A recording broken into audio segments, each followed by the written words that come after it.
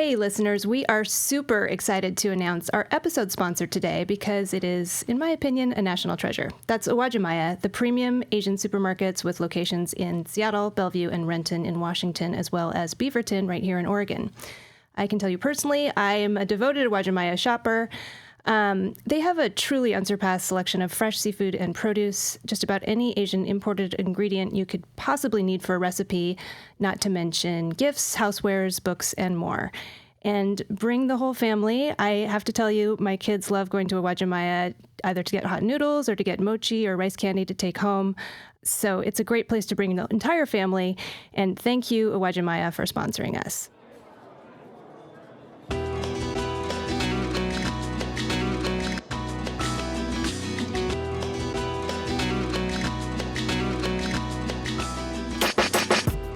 And now, welcome to The Foretop. It's a roundtable discussion of today's hot-button topics in food and beverage. I'm your host, Catherine Cole. We will be focusing on Japanese cuisine in this episode from a uniquely Foretop perspective. First, we'll learn about the artisan producers in Japan who are harvesting and creating products that will rock your world with their layers of umami flavor. Next, we'll talk about what it's like to break into Japanese cuisine if you are an outsider. And finally, we'll talk about some of the philosophical principles behind Japanese cooking. And now, let's meet our panelists. Nancy Singleton Hachisu lives on an organic farm in Japan and is here promoting her fourth cookbook, Food Artisans of Japan. Welcome, Nancy. Thank you for having me. And congrats on your new book. Oh, thanks. And Naoko Tamura is the chef of Shizuku, a restaurant here in Portland, and she has a number of other projects as well. And Naoko, are you doing the meals for the Tokyo-bound Delta One first class flights? Yes, we do. Did I read that? Yeah. And also bento boxes at the retail store Buji. Yes, just second week now. That's so exciting. Welcome. Thank you. And sushi chef Kate Koo is the owner of Zilla Sake, a sushi and sake bar here in Portland and a certified sake professional. Hello. Hi, thank you so much for having me. All right, folks, let's get to some umami flavors. Nancy, your new book covers so much ground that it was difficult to pick just one subject to focus on, but one theme I got from it was the wide range of subtle flavors within the umami spectrum, from the various dried sea greens to miso. I just don't even know where to begin, but what should Americans know about umami, and does artisanal craftsmanship tie into this flavor somehow? No. No? Umami is a word that was made up by Ajinomoto, the company that sells MSG. Oh. So it's not my favorite word. Oh, no. Actually, what we're looking for, they use that word to describe the fifth flavor. So, and they chemically reproduced it with MSG. But no, we don't talk about it like that. In fact, in Japan, they do know the word now, but I asked a bunch of I asked my husband and chef friends, Kanchan, who's in the book. They had never even heard of the word. Like, what is that?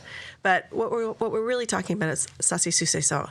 That's the five building blocks of Japanese cooking. Sa being sugar or mirin, sashi, salt. Thank you, Nako. And salt. No, not yet. Sashi su is vinegar. Sashi su se is soy sauce, that's the old word, seiyu, and so is miso.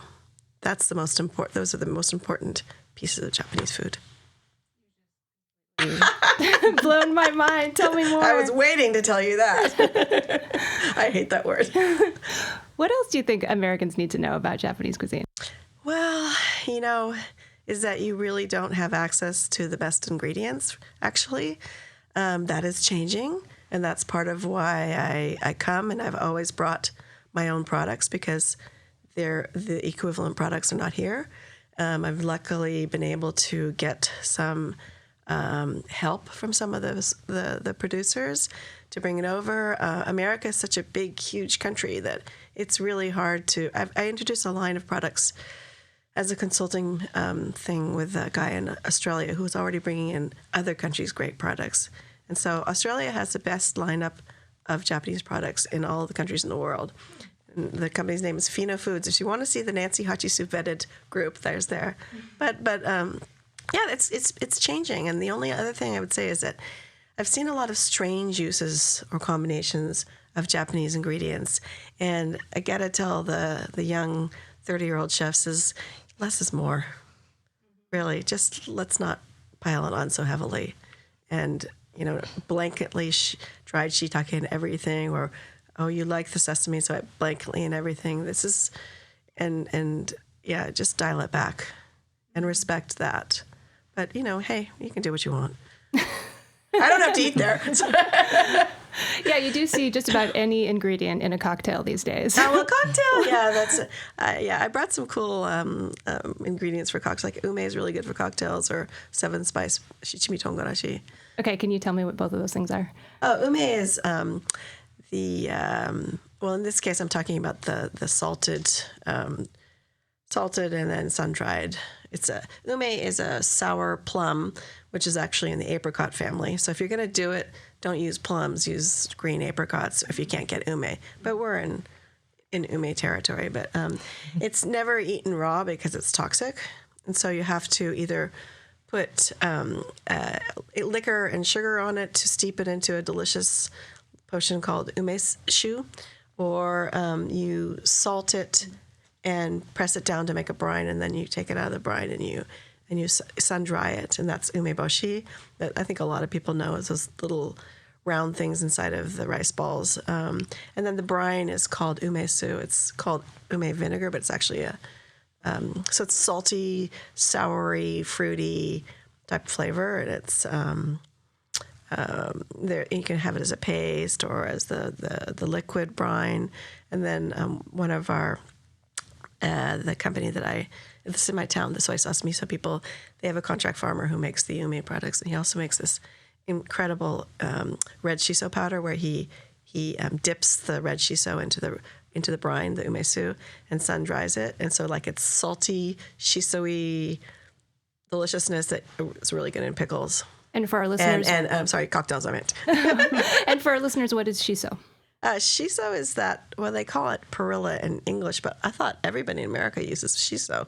It's that green leaf that is in your sushi boxes. Yeah, sometimes in Portland it's a Japanese basil.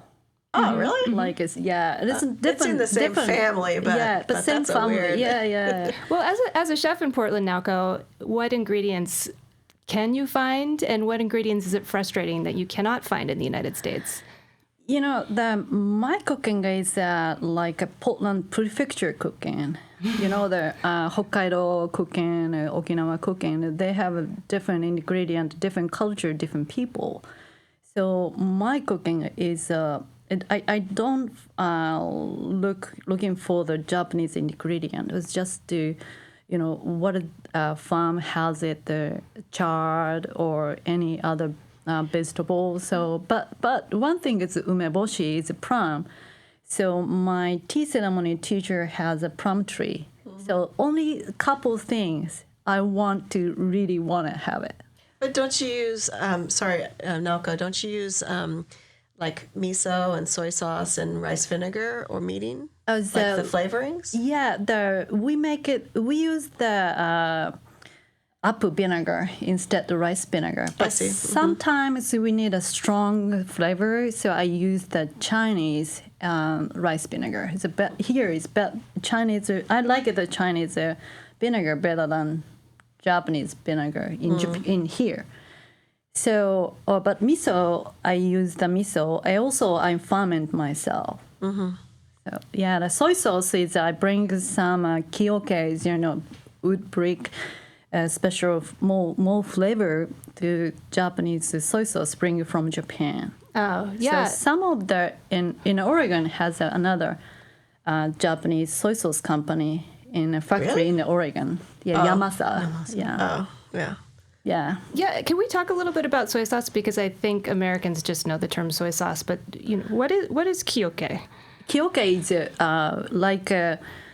It's a cedar barrel. Yeah, yeah, like wine, not wine, but it's a kind of. I think I saw some in your book, Nancy. Right, exactly. Yeah. And very, very, very few companies are making their soy sauce in cedar barrels. Our local company does, and they are bringing it in through the Japanese pantry right now, but also they're going to bring it in more. But their soy sauce has been repackaged by Osawa, and you can buy it in Whole Foods, and it's called namashoyu. Yeah, and that's my local, local soy sauce. But there's some sneaky marketing companies bringing in like the Kishibori soy sauce. It's made from Chinese conventional beans, which is the lowest of the lowest of the beans family.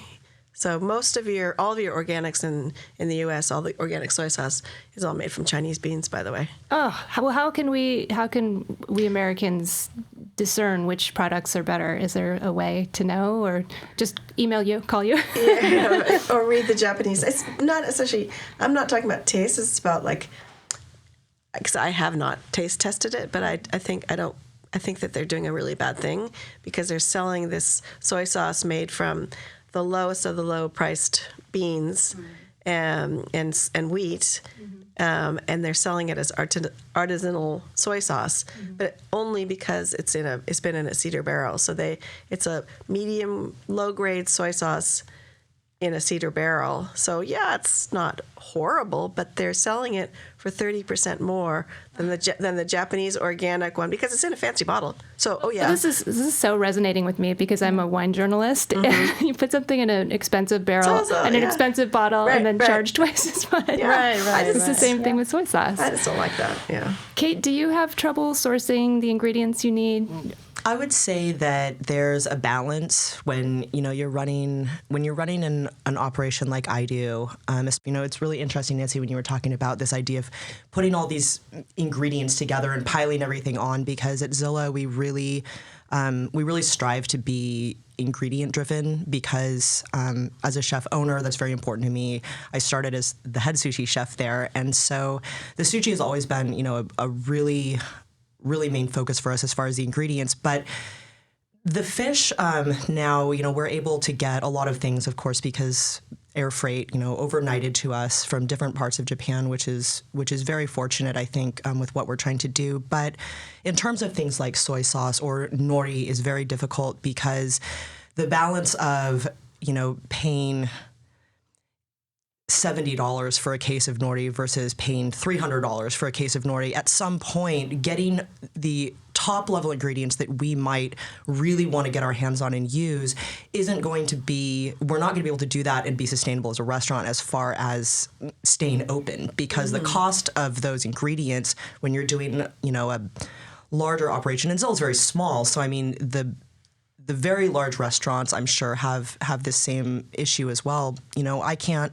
necessarily bring in every top-notch, high-end ingredient that I want. You have to kind of pick and choose, I guess, with the ingredients, which things you are going to, go for the gold with and really spend that money in and still balance that with quality. So it can be difficult sometimes. Totally, Kate. That's the restaurant's a different paradigm, and you're always striving to hit the cost plus benefit. Yes. And I get that. Yeah.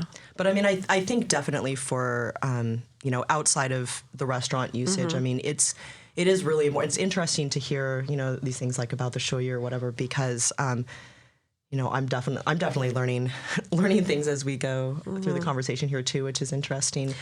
Unfortunately, the best way to get information is to read the Japanese sites. Now, hey, I don't read Japanese that well, but I can use Google Translate. I speak Japanese, so I can read the Romanized text. What they don't write on their site, so if they never say they're organic, they're not organic. If they never say kioke or wooden barrel, they never are. Same thing if they don't say Japanese. And organic soybeans are almost all Chinese. There's a 0.003% of organic shoyu soy sauce is organic, 0.003%. I think there's also, I know at least with sake, we have some sake at Zilla that by Japanese standards is organic, but bringing it into the U.S., it has to be, USDA approved organic. And so it can be organically produced, and we won't see that here because of those USDA restrictions as far as what the labeling has to have. not the case to show you. Yes, not to that. I didn't mean that to contradict at all what you were saying as far as the soybeans. Where it's just interesting that with going between different languages, different cultures, that you'll find discrepancies with certain things. But I think as far as it not being labeled, as far as food products goes, that's something that they would definitely want to showcase if it was. And the other thing to look for, which you unfortunately can't get, is that soy sauce, like Yamasa and Kikkoman, they're general, affordable type soy sauces are mostly made from dashikaku daizu, which is defatted soybean grits, and it means like, okay, you're going to make oil, right? And the U.S. beans and the Chinese beans are all for oil. And you press out the oil, and you got the husks, and it's really good for animal fodder. Or the Americans had the great idea of selling it to the Japanese because they were making so much soy sauce. And so the lesser expensive soy sauces are made from these animal fodder, the soybean grits. And so they're not, and it has to say whole soybeans on the outside in Japanese if it's for those lower end companies. But in the back, in English, it says soybeans, so it doesn't differentiate in English. Interesting. So it's a little bit slippery slope. Well, it sounds like everyone needs to pick up a copy of your book, Food Artisans of Japan, to see how it's really done, and dine at Kate's and Naoko's restaurants to get the best ingredients. Sadly, we have to move on to our second course, which is breaking into Japanese cuisine. As much as Americans love Japanese food, you don't see many Americans attempting to become Japanese master chefs. Kate Koo, you have achieved this feat, not only as an American, but as a woman. Did you face obstacles trying to break into Japanese cuisine, and what were they? Many obstacles, but the first thing that I want to say is people have used this term with be master chef or you've achieved this level, but for me, especially being in sushi, I've always said that one of the things that I love about sushi is that it's the unobtainable perfection. It's, I think I said it in my video actually, like it's the mountain that you can never get to the top of. And so for me, I don't consider myself, I would never call myself a master chef. I'm still learning. I'm still practicing. Every time that I make sushi, I still make mistakes and I'm still trying to improve my own skill and learn as much as I can. But as far as getting where I have in my career, it's definitely been challenging. I've been making sushi for a long time now, and I got into it very serendipitously, which I feel very fortunate for because I'd been working as a server in a Japanese restaurant in my hometown, and I moved away to the Phoenix area and applied as a server again, and they really needed a sushi chef. And so they offered to begin my training if I was willing to make the commitment. And that's something I think now that has changed in sushi training. You don't see a lot of people who are asking for the commitment because the training that you see in the U.S. is very, very different than how it goes in Japan. People in the U.S. need people to work dinner service. So you learn how to make the sushi first. And we don't necessarily do that at Zilla, but a lot of places that I have worked, that's been kind of the mode of operation. And so I consider myself very lucky to have started with an older Japanese gentleman to train me. He was very hard on me. And I think that I was lucky for that reason. And so when I train people, I try to pass on that same kind of gentle sternness, I guess. But yeah, there were times even after I'd been a sushi chef for years where I would go, apply. When I moved back to Portland the first time, I applied at a restaurant and they had an ad out in the paper for a sushi chef. But when I got there, they told me they didn't need any sushi chefs. They only needed servers. And so, I have come across situations like that, but I've also come across a lot of people, and I feel very fortunate in my career that have opened doors for me, that have given me a chance, and that is definitely one reason that I've been able to achieve what I have. It's not like Japan. You mentioned something earlier when we were talking outside about Jiro Ono and how his daughter. There was his something about how she didn't. What was that? Oh, was this from Jiro Dreams of Sushi? Yeah. It was actually a Wall Street Journal article in 2011 that quoted his son saying that women couldn't be chefs because they have because they menstruate or something. Yeah, and but they can't. It was very weird. But you have to understand, you can't look at a culture through your lens. Right. This is Japanese culture. Yeah. And it's not something, it's so deeply ingrained, and it doesn't, it's a thing. And so I think it has nothing to do with the United States. I mean, Nancy, I think what you're saying is really valid here because, people have asked me over and over again, when they see me behind the sushi bar, why aren't there more women sushi chefs? And my answer is always, they've read the article or they've seen something or they've heard something where, women, have their body temperature is higher or whatever it is. And I said, what it really comes down to is tradition. Women sushi chefs now, we are fighting against 2,500 years of a male-dominated profession. And the women might not even apply. Seriously. We're not talking about they're beaten down the door and they're, they don't even think about it, too. I think that's a very big thing. I think maybe, especially in Japan, it may be that way. I think the culture is changing for sushi, and I think that we are starting to see not only more women sushi chefs, but more fully trained women sushi chefs. And in this day and age with sushi, I think that it's... That is a really amazing thing because we are seeing less and less fully trained sushi chefs overall because people are getting into it for many different reasons now instead of looking at it as a career. This is something that I want to get into as a career. I'm going to be in it for the long haul. I'm going to do it for 20, 30, 50, 70 years. It's sushi's popular, it's very cool, and it is popular and it is cool, and those are great things about sushi, but those, in my opinion, in my humble opinion, those are not the reasons that I got into sushi, and that's not why I fell in love with it when I became a sushi chef, which I will say, even when I first started making sushi, didn't happen for quite a long time. I was told in the beginning, you cannot call yourself a sushi chef, it's a title to be earned, and I think that now that culture has very much changed in modern restaurants in the United States where we're seeing people, like I said before, who are coming in, learning how to make sushi first, which is really running before you can crawl. And when we see women who are fully trained sushi chefs or anybody now, who's younger, who's getting into it for really legitimate reasons that they love sushi, they love this, the smell of the rice, they love the feel of the fish, they love the textures and the colors and the flavors that it's something to really treasure now. Nancy, you're from California. You live on an organic farm in Japan.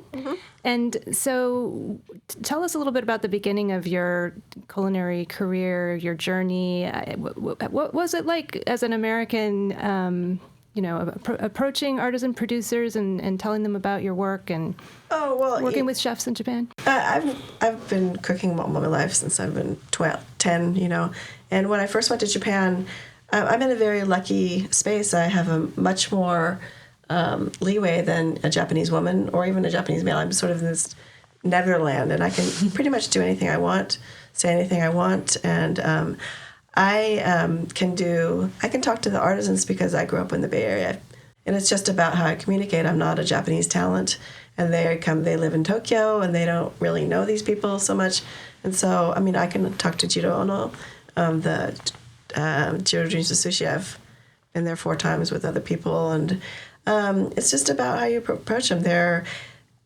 It's just their people, and just approach them genuinely. There's a lot of and they're really excited about. Mainly, they're more excited about me talking about them on Japanese television because that's relatable. The books are, out of their world. But the katsubushi guy, he kept sending me katsubushi, the dried, fermented, dried skipjack tuna. But yeah, I can do anything because I am me. That's gonna. Can I have that as a mantra? I want to be you. My parents taught me that too. We had 6 kids. We were boys and girls, and I grew up in the 60s and 70s, and they taught us that we could be anything, and that's what you do. You just give people confidence. Right. And Naoko, you mentioned your mother. She was groundbreaking in Japan, wasn't she, as a organic and natural food leader in that category? Can you tell us a little bit about her? Yeah, I was born. When I was born, I have a heart problem. It's a serious problem in my body. So my grandfather said the doctor fixed my heart, but doctor doesn't make my strong body. So my life is my mother, is father, is everybody. So gave me the organic life, even a toothpaste, shampoo, and tissue paper. Everything so organic. Everything is non-chemical.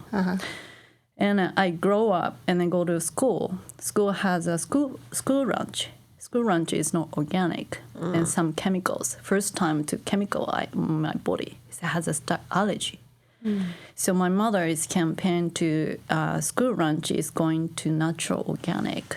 But it's difficult to change the government, public. So so she just want to try change the society to open a natural organic restaurant and some business, and then keep campaign. And then I joined my mother's company to keep their natural organic campaign, and I moved to Portland. And but I didn't know that Portland has so nice already. They have a basic natural organic like old Japan. We're very lucky here. Speaking of very lucky, we're going to take a quick break and talk about our sponsor. We have a box of goodies here from our sponsor, Uwajimaya. I think we mentioned one of these. Yeah. Ume. What is ume? Looks like take a white seed. I don't know that. So this is a sweet and sour, moist-dried ume. It's a plum, but it's They really probably should put sugar in it. That's a new thing in Japan there. Yeah. it's really salty too. You know, It's really the- interesting. So how do you use these salty, sweet, dried plums in recipes? So these are wouldn't be something you would use culinarily. It's a little snack that they package. This seems more like a candy type. Yeah. So you use them just like that for breakfast. The tea? Yeah, we have tea and with this. So the little bowl of rice. One a day keeps you healthy, right? That famous bento with the little lunchbox with the umeboshi, but chopped up and mixed up or mashed and mixed up with turnip or cucumbers. Makes this lovely ume pickle. That's one of my favorite tsukemono is the Japanese turnips, the kokabu with ume in it. They're really amazing. Well, I have to say this is extremely flavorful, so I can see how that would be delicious. We use it in sushi as well. Oh, yeah. So we have ume shiso roll actually is a more traditional roll that we do. So it combines the herb that Nancy was talking about earlier, and then the ume. It's good for digestion, and that's you eat it at the last. Yeah. Both of those things are. Well, I'm going to quickly tell you a little bit about our sponsor, which sent this wonderful dried ume. Uwajimaya is a family-owned group of gourmet Asian supermarkets founded in Washington State all the way back in 1928 by Fujimatsu Moriguchi. Fujimatsu was famous for his fish cakes, which he learned to make in the city of Uwajima, hence the name of his store, and then the ya part means store. During World War II, the Moriguchi family was forced to live in the Tule Lake internment camp, but afterward they reopened their store, and by 1962, Uwajimaya was on the world stage as part of the Seattle World's Fair. And for a little personal disclosure, I'm kind of biased because I grew up in Seattle and I actually know the Moriguchi family. And I'm pleased to say that after Tomoko Matsuno ran the company, she's a member of the family, Fujimatsu's granddaughter Denise Moriguchi, whom I went to school with, is now the CEO. So really neat Japanese women-run business. The staff at Uwajimaya can offer cooking advice and help you find what you're looking for. The selection goes far beyond Japanese ingredients, whether you're cooking Vietnamese, Korean, Filipino, whatever you're looking for, you can find it at Uwajimaya. And I also wanted to say they sent some candy, which again makes me think of my kids just love going to Uwajimaya. They sent some Japanese Kit Kats. I guess these are both different, very interesting variations on Kit Kats. And but yeah, Uwajimaya is a very fun place to take your kids. Anyway, thank you, Uwajimaya. Thank you for sponsoring us. They also have old age homes, I think, for the Japanese in Seattle, don't they? Uwajimaya? Yeah, I think something like that. Well, Or the is it Moriguchi family has done a really lot amazing. in Seattle. Yeah, They've done a lot for the Very good international works. district. Yeah. Yeah, they're great. And actually, so I went to school. Tyler Moriguchi was in my class when I was a little kid all the way through high school. And he is a really, really skilled taiko drummer. Oh. So I love that family. Anyway, getting back to the show, on to our last topic. And this is kind of deep, but Chef Naoko, I noticed on your website you use the term kodawari to describe your work, and you translate that as to conscientiously stand by something you believe in. And I know that your cooking is driven by a mission to support local farms and a philosophy that food should be organic and naturally prepared. This is something that we just spoke about. And I'm curious, is there a relationship between sort of Japanese philosophy and cuisine? I mean, do you feel like there's a kind of a philosophical underpinning to your cooking, if that makes sense? Yeah. I believe it's a nature power. So the food is, the make your body, make your mind, everything. And in Japan, it's very beautiful. We have water in 4 seasons, a very deep nature. So my body is very healthy now. So because of that, one of the reason to organic life, that is in Oregon, has a very deep nature we have too. Mm-hmm. So my food is nature connecting human. So food is always doesn't say anything, but when you eating, they say something. Is I talk with my vegetable, talk with my fish, many things, and so then wait, decide. What do you say when you talk to your vegetables and your fish? Yeah, don't cut this way. It's cut is this way. Oh, don't cook in too much. Oh, this is need deep cooking. Something they tell me. So it's funny. Do you think? I mean, is this something that's very Japanese? Is this something that I that's think typical of your culture, I don't think it's Japanese. or is this just it happens to me. It's people who are connected to the land because Japanese isn't. It's not seasonal now, and it's not connected to nature now. It's people who are like Naoko or like me or maybe Kate. I don't know, but who are connected to the interesting when you're the materials and the land.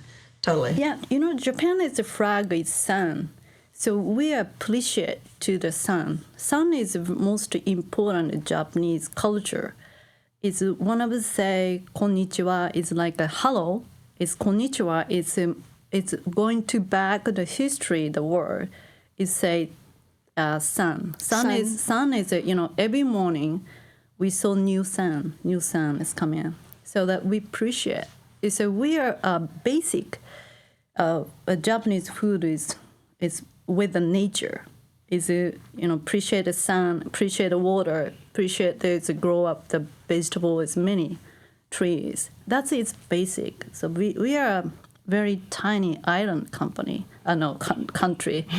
So the ingredient already very nice because of the nature power is seasonal. It's very thing. Not nice anymore, Naoko. Yeah.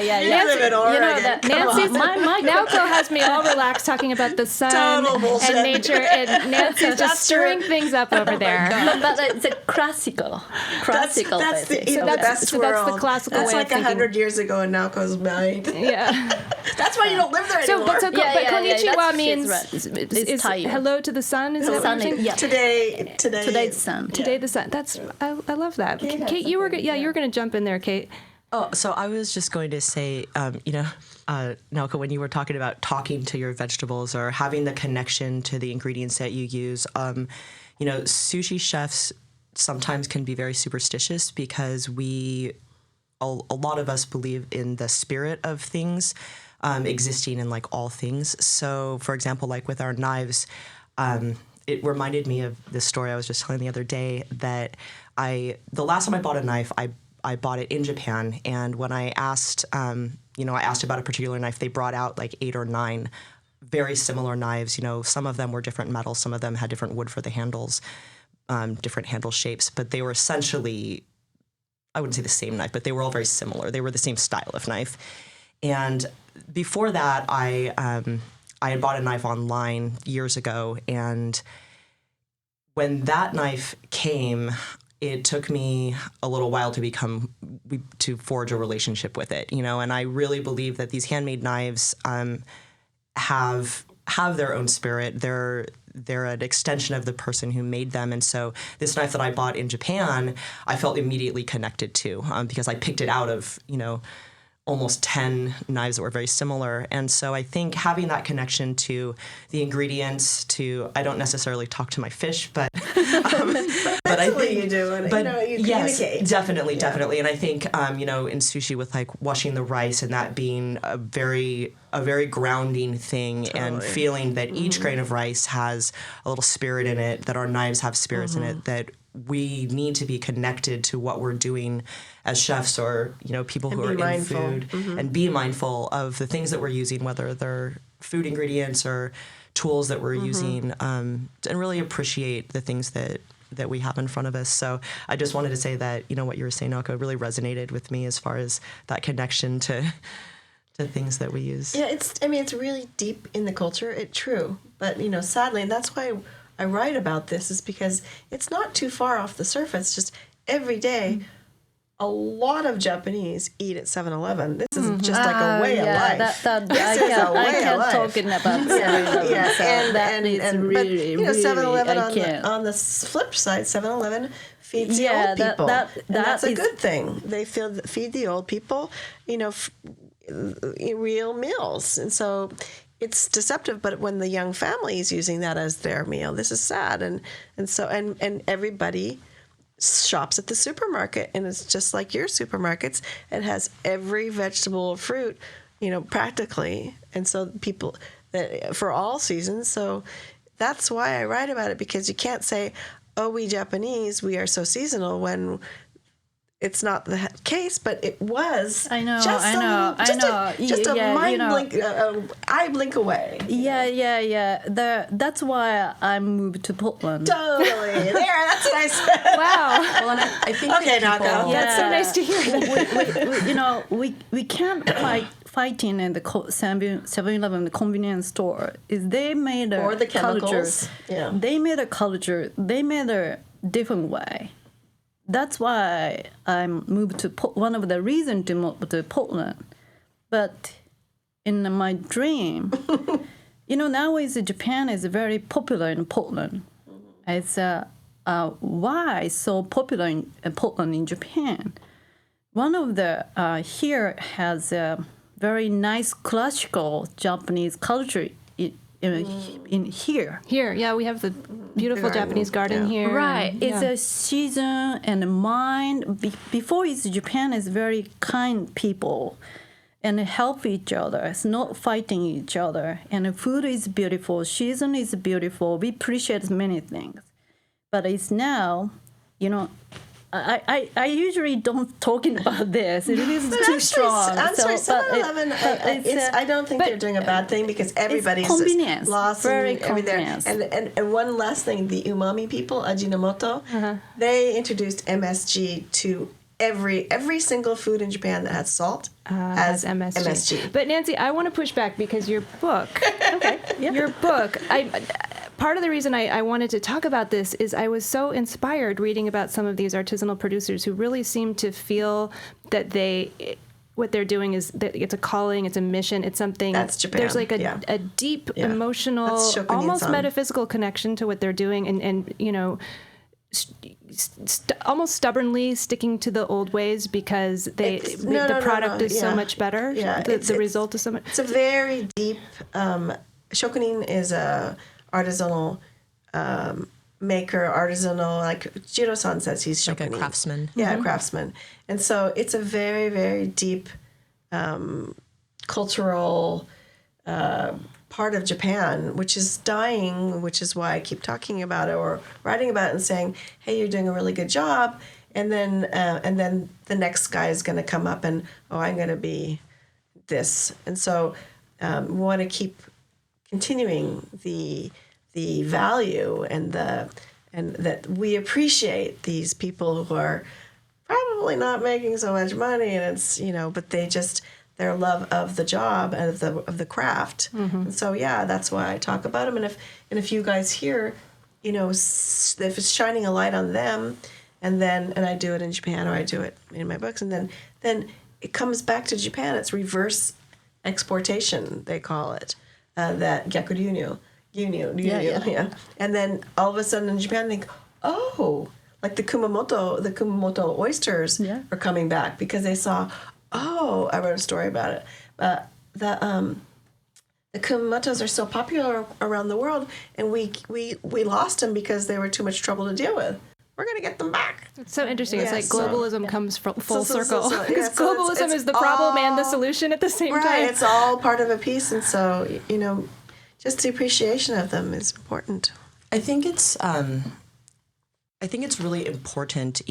One thing that in talking with you two during this conversation that came into my mind is, even though we all do very different things, this idea of getting back to kind of the original something, or getting back to old school is something I feel like the three of us have in common in whatever way we do it. And I think that the younger generation now that's coming up in Japan, we're seeing, younger knife makers, younger people that are getting into, sake brewing, the small family-owned, since 1747 sake breweries, sushi chefs now, I'm going to try to say this without patting myself on the back because I don't mean it that way at all. But, it's very important to me and again, there's a balance. So we do have a spicy tuna roll, but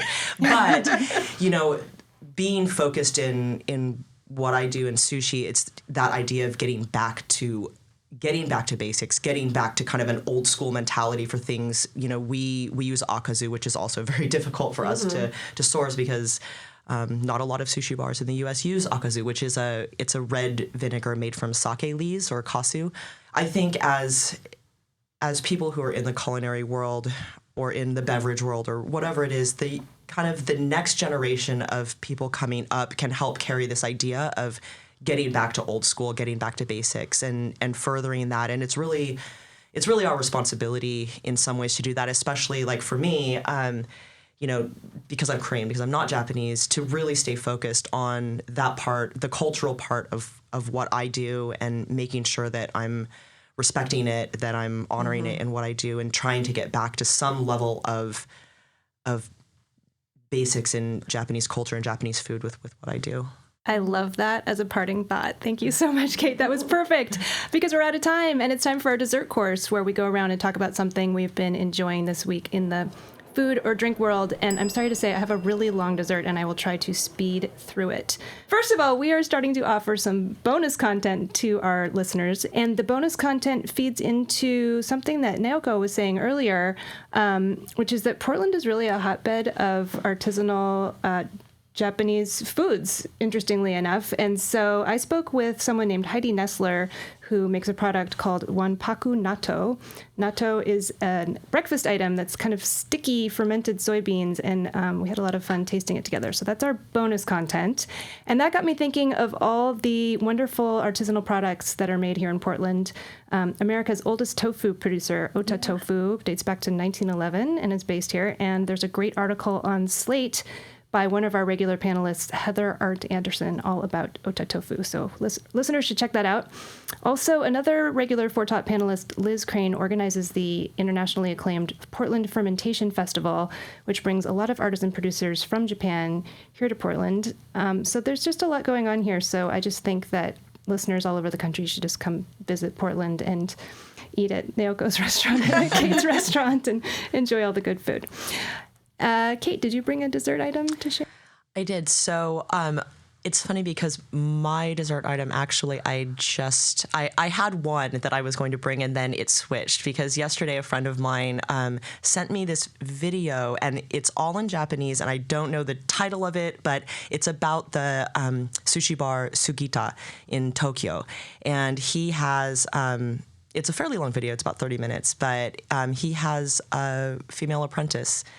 And so I actually have not made it through the entire video, but it's very interesting. And so that's my dessert, to check that out. I bet if you just Google sushi bar Sugita video or something, How do you spell it? Sugita. Great. Yeah, I will look for that. Thank you. Nancy, did you bring a parting thought for us? Well, since I'm on book tour and busy from morning to night, I do not watch anything or listen to anything, but I did have steak tartare last night at Olympic Provision Southeast, and it's one of my favorite steak tartares ever. And tonight I'm going to Ava Jean's for another feel-good. For me, food is all about the people. So the food is really beautiful. It's one of my top meals, but then also I collaborate with the people, and so it's for me makes me feel good. Yeah, so for listeners in other parts of the country and the world, Olympia Provisions and Ava Jean's, definitely eat there when you're here. And I love that you mentioned the sushi of red meat. Thank you. Naoko, do you have a parting recommendation for us? Yeah, New Year, we have a Mochitsuki festival. So end of the January. So that time is only we can get the fresh mochi. Fresh mochi. Yeah, the usually plastic bag in a just conventional, but it's their logo to make it the fresh mochi. And my partner loved everybody has a waffle machine at home. Waffle machine. We put in the mochi. My son does love it. And then I put in the fresh mochi and then a nice soy sauce and a little cheese and then close it. No, I've had that at your shop. Oh, that sounds so and then, good. Like a waffle isobeyaki? Mochi. We said the mochi cheese. Mochis. Yeah, and we said, that is really easy. And sometimes we made it for a neighbor party, so they're very popular. Really good. So. And Naoko, Izzy Kramer, our producer, and I went to your restaurant for lunch. I think it was last week before, and there was a red beet mochi that was. Oh yeah, so good. Yeah, so I delicious. love the beets. We the very famous Chinese is daikon mochi. It's a red radish mochi. So, I can make there something different. So I made the parsnip mochi and celeriac mochi and carrot mochi and then red beets mochi. The beets mochi is wow. It was like a savory brownie. It was so good. Yeah, thank you. I'm inspired by mochi now. Well, thanks, everyone. Special thanks to you panelists, cookbook author Nancy Singleton Hachisu, Chef Kate Koo, Chef Naoko Tamura. Thank you all for being here. Thank you to our episode sponsor, Uwajimaya.